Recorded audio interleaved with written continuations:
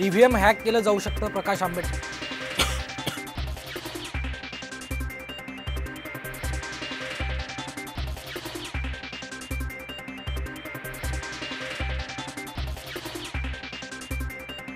EVM hack केलं जाऊ शकतं, प्रकाश आंबेडकरांचा दावा. तर ईव्हीएम शिवाय भाजप 400 पार जाऊ शकणार नसल्याची टीका.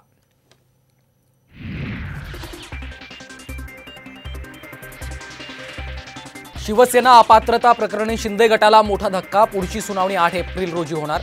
विधानसभा अध्यक्षांकडील कागदपत्र 1 एप्रिल पर्यंत सादर करण्याचे आदेश.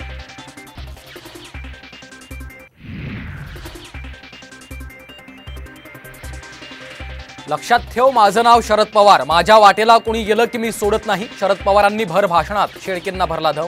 तर साहेबांनी आरोप सिद्ध करावेत, सुनील शेळकेंचं उत्तर.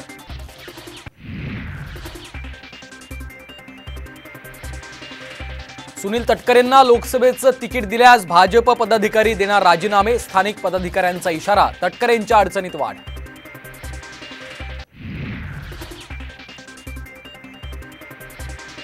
महायुतीतल्या जागा वाटपावरनं एकनाथ शिंदेचं मौन. अजित पवारांचा गटही नाराज असल्याची चर्चा.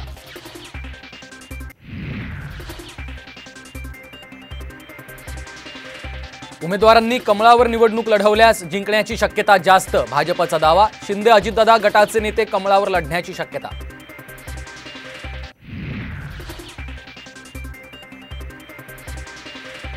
शेतकऱ्यांवर आत्महत्या करण्याची वेळ हीच मोदींची गॅरंटी. शरद पवारांचा भाजपवर हल्लाबोल.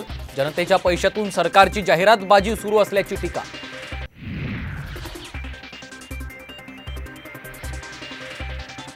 सातारा आणि माढ्याच्या जागेचा पेच सुटेना. अजितदादांनी सातारा माढ्यावर दावा केल्याने महायुतीत तिढा. शरद पवारांकडून साताऱ्यासाठी श्रीनिवास पाटील उत्सुक.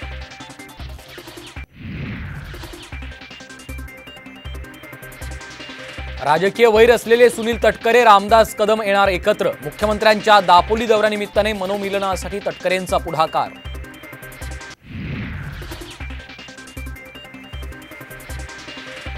आणि हायकोर्टाच्या आदेशानंतर जीएन साईबाबांची तुरुंगातनं सुटका. तब्बल 7 वर्षांनंतर निर्दोष मुक्त.